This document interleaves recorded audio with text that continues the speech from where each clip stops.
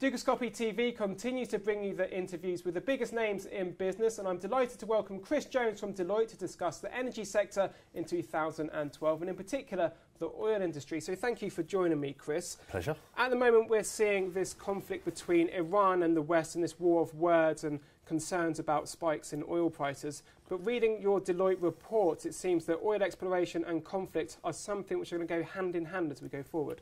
Yeah, our Energy Predictions 2012 report picks up various themes which we think might impact the energy sector over the year ahead, and that's intended as much to stimulate debate as to be firm predictions. But one trend you're definitely seeing is the increasing impact of geopolitics on natural resources.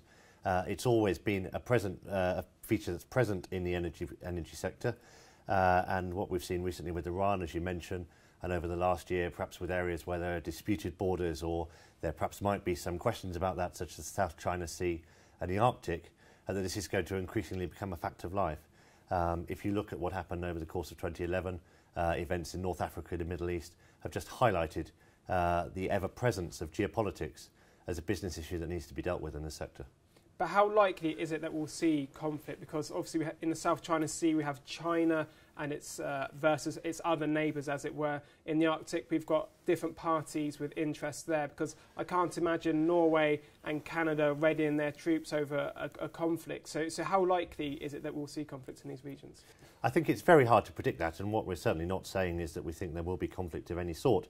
But these are areas which have got significant quantities of untapped natural resources, according to various estimates.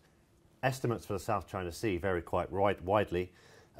Similarly, in the Arctic, several companies over the last year have committed large sums of money to exploration projects. What that does is obviously raises the stakes in some of these areas, and the peaceful cooperation that's already there between countries and the various accords in these regions. There's new spice added to the mix by what may be discovered underneath the sea. Let's discuss another potential problem or pressure on the oil price, and that's piracy. Because I was very interested to read your report, because we hear about the pirates of Somalia, but according to your report it could actually have a real impact on the energy price. Well, piracy is indeed a big issue, not just for the energy sector but for the shipping sector more largely. And if you think about the parts of the world where piracy is very present at the moment, that has a big impact on shipping routes. It's a big business issue for shipping companies in terms of either considering rerouting things, but there's a cost of that, if you think just about the geography, or the security measures that need to be taken, whether they be escort vessels, guards on board, or whatever. It's a business issue for which there's no clear resolution right now. It's clear that piracy shows no signs of going away, and as long as that's the case, then this is a business issue which shipping companies and energy companies are going to have to deal with. And we hear about piracy off the coast of Somalia, but I understand that this isn't just a Somali problem, that it's broader, and even on the west coast of Africa it's also a problem.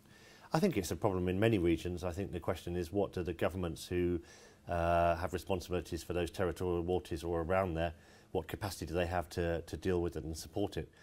If you look at what's happened off East Africa and Somalia, there's been a lot of international naval presence in those waters.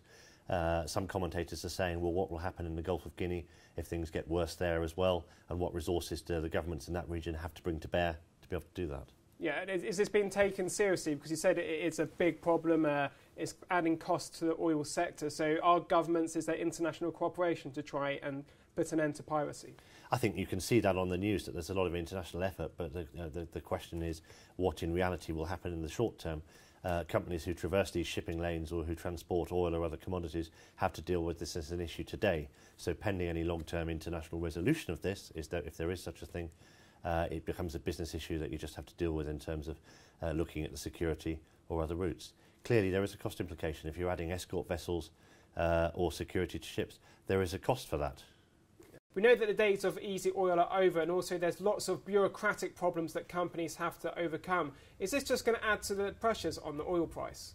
The easily tappable resources have been tapped, and if you look at the exploration efforts that are being undertaken, we're talking about things that are much more technically and logistically complex. The deep water exploration is a very different game. So companies involved in this, whether they be the producers themselves or the oilfield services companies which support them, are going to have to deal with much more technical and logistical complexity. They're going to have to deal with increasing relations between the host governments and these international companies who are exploring. whether that be the host government itself or its national oil company, and increased regulation, as you say, whether that be environmental regulation, health and safety regulation, or indeed anti-bribery and corruption regulation as well.